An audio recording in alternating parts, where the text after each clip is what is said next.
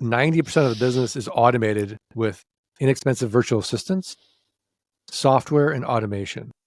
So the last thing I want any entrepreneur to do is build another job for themselves. So that's where the systems, the processes, the software, the inexpensive virtual assistants comes in. And there's actually companies out there that can help you right away with trained virtual assistants in the land business. One that comes to mind is landvaforyou.com.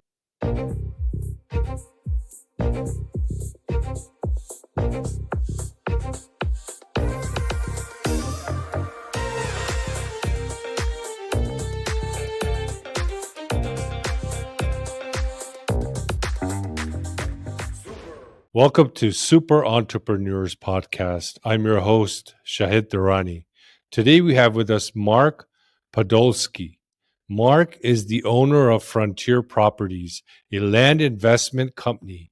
Mark, aka the Land Geek, is widely considered the country's most trusted and foremost authority on buying and selling raw, undeveloped land within the United States. Welcome to our show, Mark. Shahid, thank you so much for having me. My pleasure. So did you come up with that nickname or is it given to you? I actually came up with it because I was on a walk listening to a marketing audiobook, and I thought they're just going to give me ideas, and it said, no one's going to remember Mark Podolsky, but they'll remember a name. So I thought, what sort of encapsulates me? I'm like, oh, I'm a geek. So yeah, it looks like you're doing very well for yourself. You have over 5,000 unique transactions. Can you share any kind of challenge or mishap that you went through that you can recall to mind that you would like to share and how you overcame it? Yeah, gosh, I make so many mistakes a day. Yeah, just end. I don't even Something know big. where to begin. So a big mistake. So yeah, I was doing a deal in this area of Pennsylvania, Western Pennsylvania, called Treasure Lake, about an hour outside of Pittsburgh. There's a university there. It's Penn State's right there. And this development, it was overdeveloped. So it was overdeveloped by about 1,000 lots. And it was beautiful. It was a gated community. It had 3 lakes, 2 PGA rated golf courses, but it was just overdeveloped. And so all these people had stopped paying taxes on these lots, like 1,000 of them. And all these people had stopped paying their property owners association fees. So I fly in there with my suit and I go and I meet with them and say, hey, look, you've got all this dead money and I'm going to resurrect it. All you have to do is deed me these lots. And while I own them, I don't have to pay any taxes. I don't have to pay any property owners association fees. I'll sell these lots for you. And then when I sell them, you'll get a new person paying the taxes and paying the property owners association fees. It seems like an irresistible offer, right? They argued with me. They said, what about this? What about that? Who are these people going to be? Our lakes are going to get filled up and our golf course is going to be filled up and the restaurant's going to get filled up. So all these little contingent groups started fighting. They didn't want me to do the deal. And so I negotiated this deal for 3 years. Anyways, I get the deal and I start selling the lots. I made about $100,000 and then it's 2008 and I can't sell the lots. And so it was the first time in business I had to give back the properties.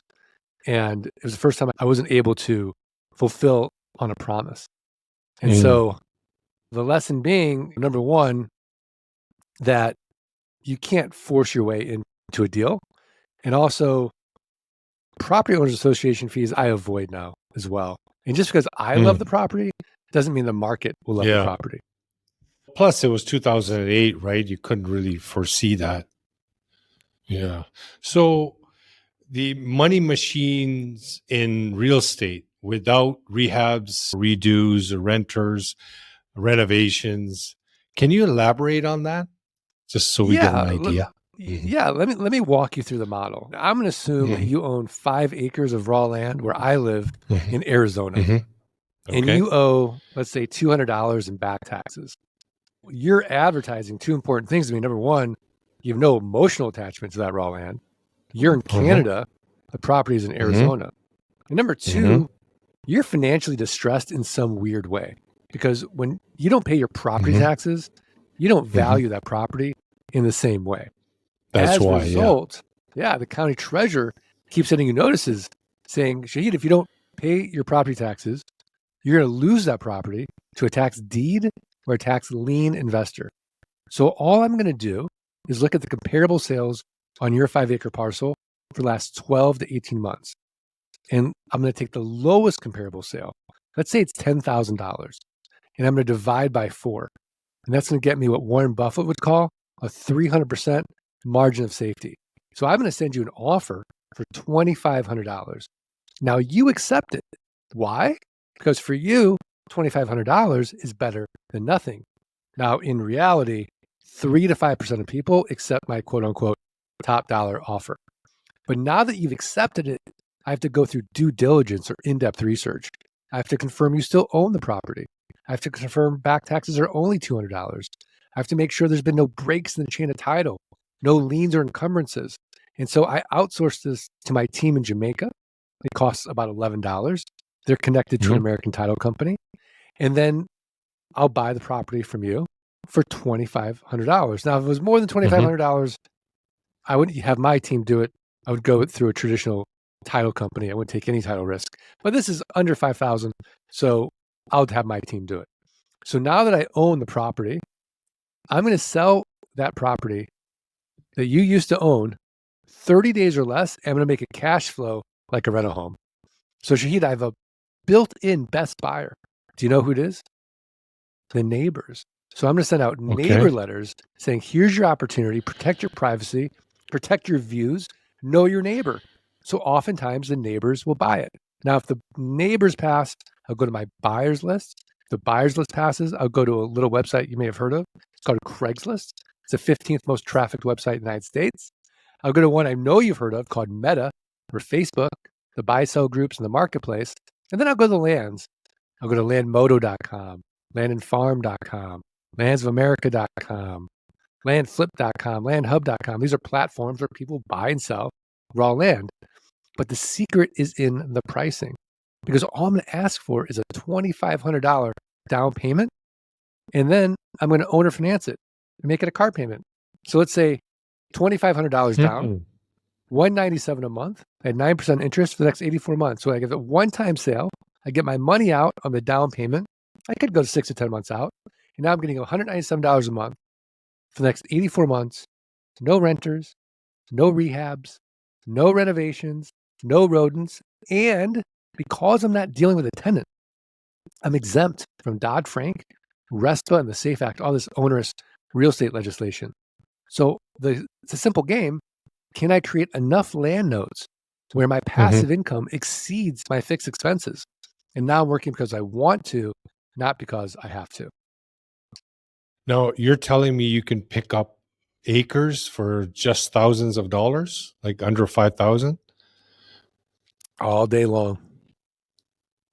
Yeah. So there's that much land out there that people are struggling with that will accept an offer like that. But what is the market value? Is it around the same or is it much higher? So this is an inefficient market and no one knows the value. We're not talking about infill lots in, say, Toronto, right? If you have an infill lot in Toronto, you're going to go to the biggest, baddest land broker in town and you'll get 120 cents on the dollar. These are rural lots, hour to 3 hours outside of the nearest city. And so no one really knows the value. Yeah. Okay. But do you ever come across someone that says, I want 200,000 for it? Sure. I said, why don't you ask for 2 million? Because the probability of you getting 200,000 for this lot is the same as getting 2 million. You might as well go big. If we're not going to be in reality, might as well really tell your friends, I've got a $2 million lot. I never heard of that much acreage for so cheap, even in the rural. Maybe it's my ignorance. I'm not aware of properties like that available under $5,000. And you're saying there's There are a ton. All the time. If you go to Wow. landmodo.com, you can just Uh-huh. don't take my word for it. Check out the Yeah. market. Wow. And how difficult is it to find someone that will pay you that down payment for a property, and such a property? Yeah, I've done this now actually over 6,000 times. I've never been stuck Mhm. with a piece of raw land. There's a lust for land in the United States. So do they build a house on it then eventually? So they might build a house on it. A lot of them are legacy investors because this is an Oh, asset that will last okay. forever. So Mm. they have nothing to maintain, nothing to protect. The property taxes are inexpensive. And so maybe they'll go out there and camp or hunt or fish.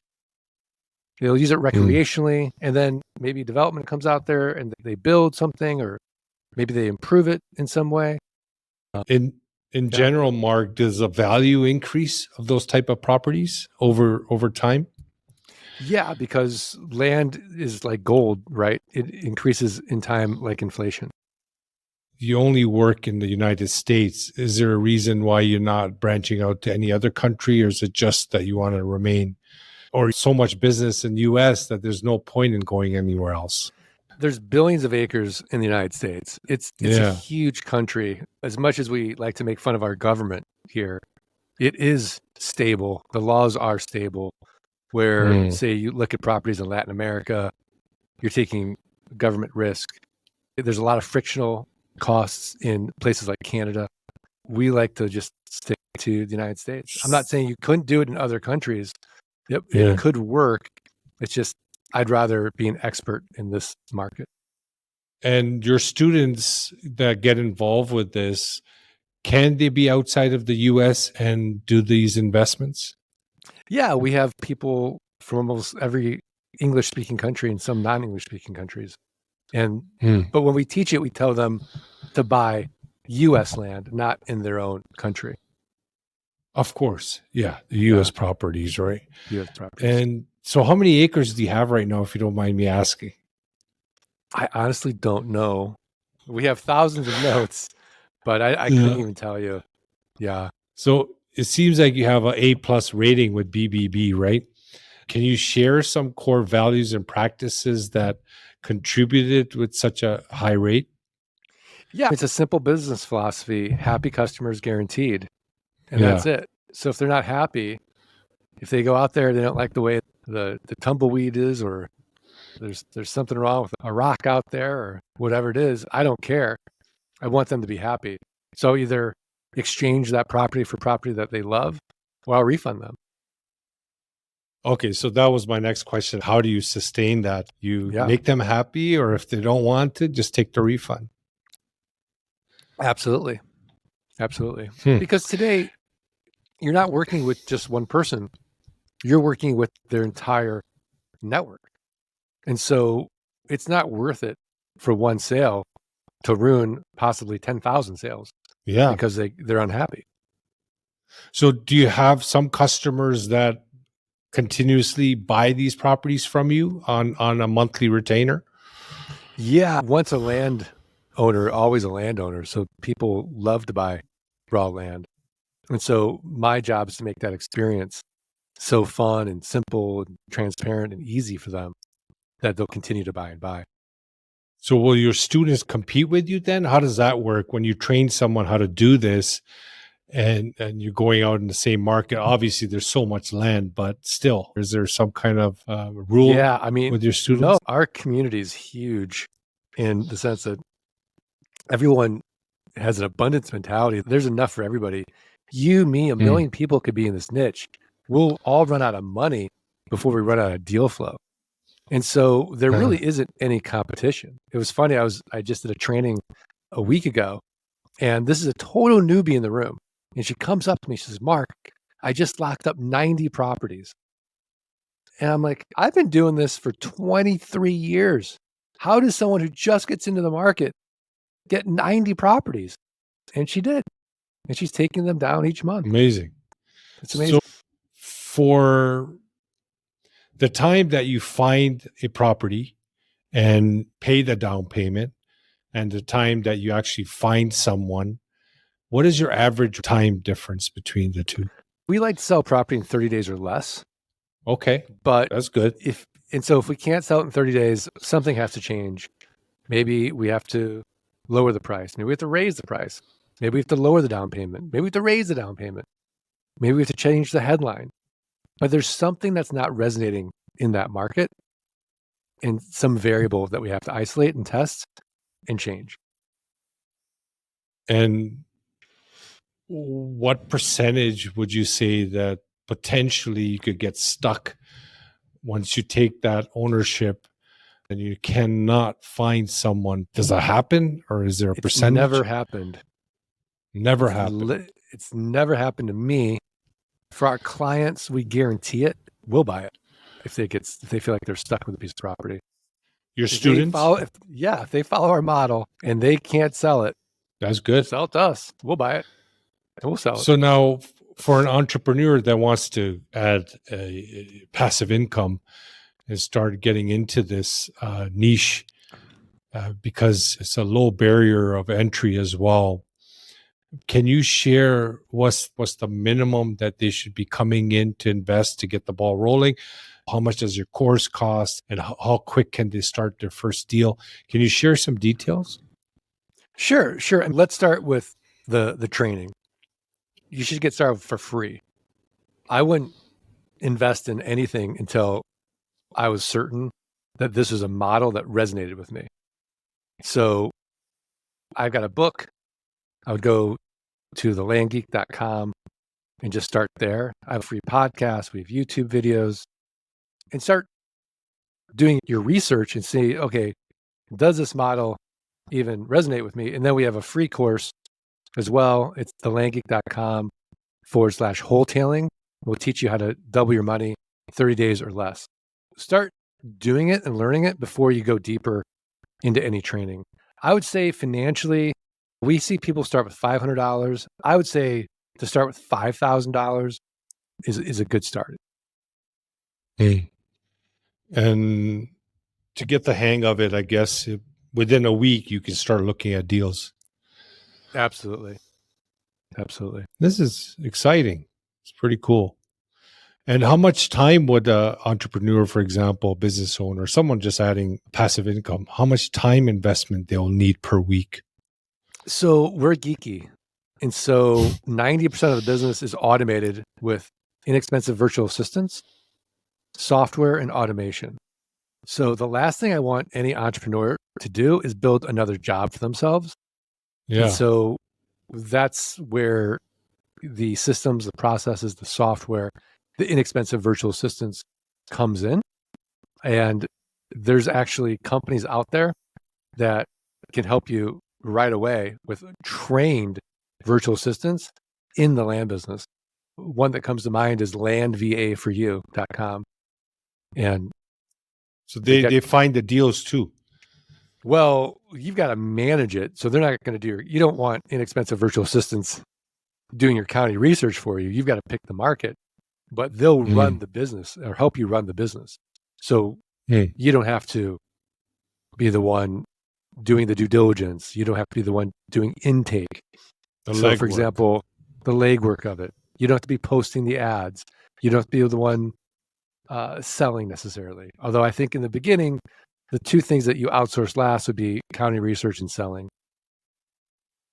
So posting ads, you mean on those platforms, right? They need to be posted, right? Okay. First, Correct. But if you go to the neighbor, you don't need to post. Maybe you get the deal right with the neighbor.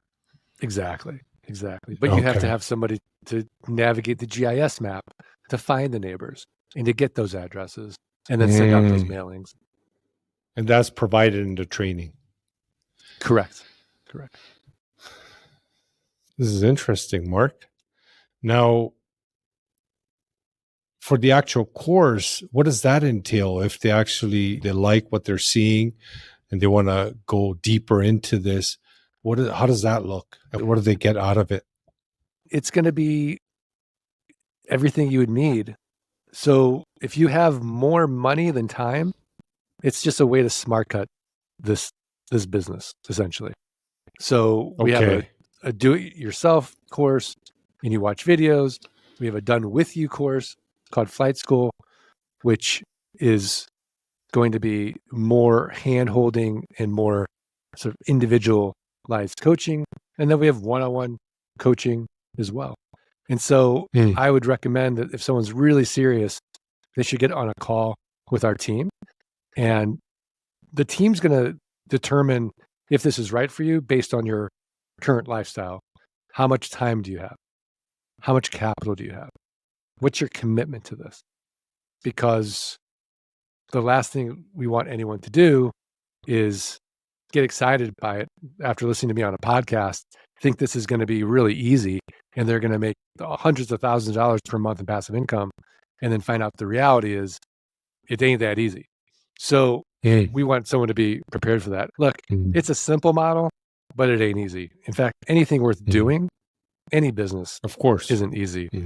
Yeah. And so I don't want anyone listening to think, oh, this is so easy. That's good that you clarified that, because it did sound pretty easy. It doesn't require much attention, but is because there's a lot of legality behind it too, a lot of research that needs to be done.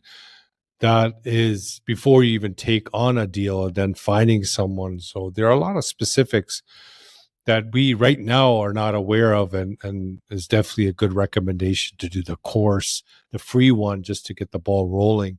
Can you share with us your average success story of someone getting into this? What does that life look like for that person in the sense of their income, the time they're investing, the initial investment, etc.? Yeah. Roberto Chavez started about 5 years ago. He was working as a full-time corporate attorney in El Paso, Texas. And so his first year working part-time, he got to $8,500 a month in passive income. His second year, he got to over $14,000 a month in passive income. His third year was over $22,000 a month in passive income. And then he went down from 5 days a week to 3 days a week as an attorney. So he spent one day with his dad, helping his dad on his ranch, and one day doing whatever he wanted. His fourth year, he was able to quit his job and work full-time in land. This year, he's over $40,000 a month in passive income. That's average now? Or is that unique? I don't know about average. I just know that's a story that comes to mind. I really don't know because we don't gather that data. People don't report back to me their passive income on a consistent basis. That's true. I don't really have that data, but the people that, quit their jobs, they are very proud of it and they tell me. Or they retire their spouse, they tell me. Makes sense. Almost on a daily basis, I get a lot of gratitude. Hey, Mark, this business changed our lives.